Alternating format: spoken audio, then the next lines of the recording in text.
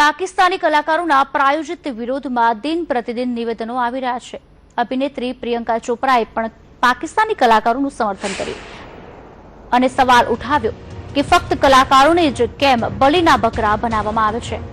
પાકિસ્તાની કલાકારની જેમ businessman, doctors અને રાજકારણીઓ પર પ્રતિબંધની વાત કેમ નથી થતી? આપણે દેશના જવાનોની સુરક્ષાનો ખ્યાલ રાખવો જોઈએ। હંમેશની જેમ અસલી મુદ્દા પરથી ભટકી જઈ શોર મચાવવાથી સમસ્યા હલ નથી થતી।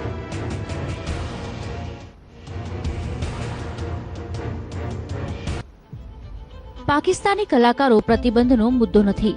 મુખ્ય મુદ્દો દેશના જવાનો અને તેમના પરિવાર સહિત દેશની બોર્ડરની સુરક્ષા છે। હું દેશભક્ત છું, એટલા માટે જ દેશની સુરક્ષા માટે આપણી સરકાર જે નિર્ણય કરશે તેની સાથે છું।